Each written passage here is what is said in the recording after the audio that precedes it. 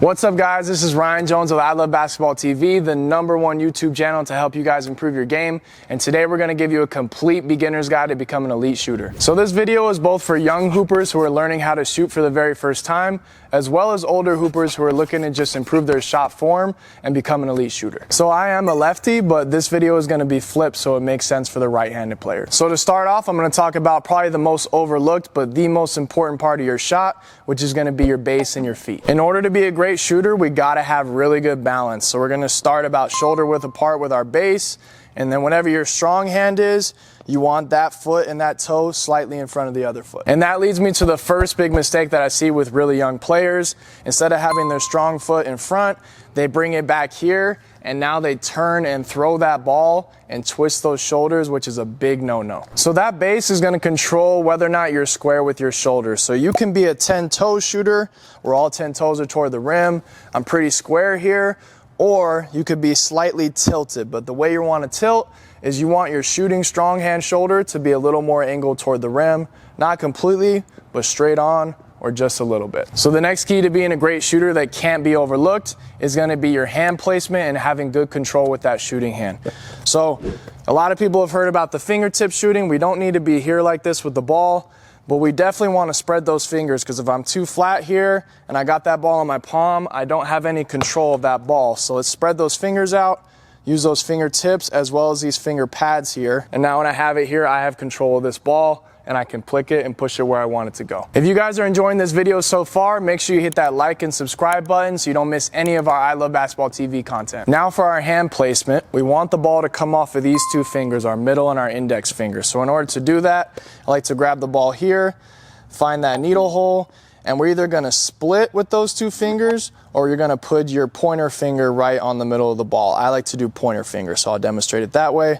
Now I spread my hand out, and as far as your guide hand, we don't want our hand directly on the side of the ball, because then I'm a little more influenced to push with that thumb, and I don't have great control here. So I'm going to sneak it down just a little bit, not in front like this, but just enough where I have good control here, and then this is going to be my hand placement. The guide hand is going to be our second biggest and most common mistake for young players. So when you're really young and you're not strong enough yet, these hands creep closer together, and then you're going to push that ball with two hands, and that habit can stay with you even as you get older, where you still have an excessive thumb flick and somewhat of a two-handed shot. So we don't want that many factors that could change the direction of the ball when it comes off our hand. We want to be very consistent. This guide hand is supposed to truly be a guide for the ball. So what I mean by that is when I bring the ball up here, it's really just helping me keep this ball centered and nice and stable for my shooting hand until it could take over and finish that shot with the flick of my wrist. So I don't want to take this hand off too early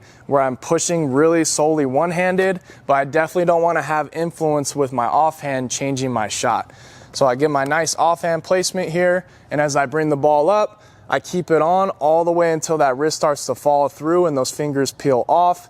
And then when you go ahead and follow through, you should end up with the nice hand in the cookie jar here with your shooting hand, and your offhand should stay right here, not opening up toward the basket, nice and centered. This next tip is not talked about enough, and it could be one of the main reasons that you're really struggling to shoot the ball. So that's going to be having a loaded wrist. Now I'll explain what I mean. For all great shooters, you're going to get to this point here where you're ready to release the ball, and your hand is nice underneath the ball, so that way you could push through that elbow and keep that ball straight. So when I grab the ball here, I don't want to have a lazy wrist, because now when I bring the ball up, I'm not going to be underneath it. So we want to go ahead and load that wrist. So I'll start the ball here, roll that ball up. Now I have a nice loaded wrist. I put my guide hand on it, and as I bring the ball up here, my wrist angle doesn't change at all.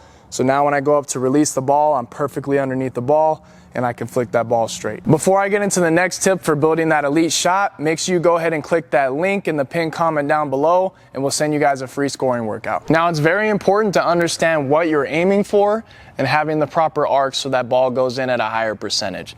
So some players want to shoot more bank shots. Now this is great if I'm off on the side here a little bit, but if I'm not in that perfect spot to go glass, especially if I'm in the front, I want to go all net as much as possible. So I'm not going to aim back rim. I'm not going to aim backboard. I'm actually going to do what my coach Scott, told me when I was little.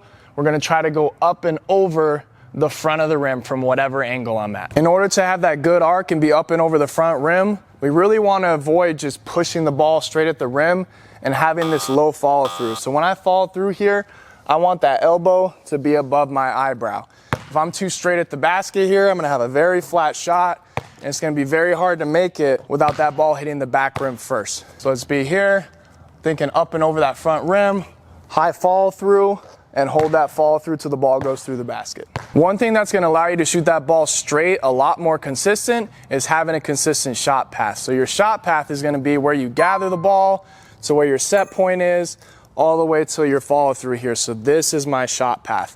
I don't wanna bring that ball from across my body. It's gonna be really inconsistent, but the best shooters that you'll see, they're either gonna be centered with the ball, and then when they come up, it's gonna get to their strong hand eyebrow, or they can be already on this hip.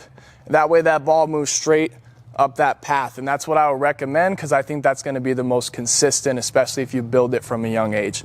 So you can start with your rollout drill here.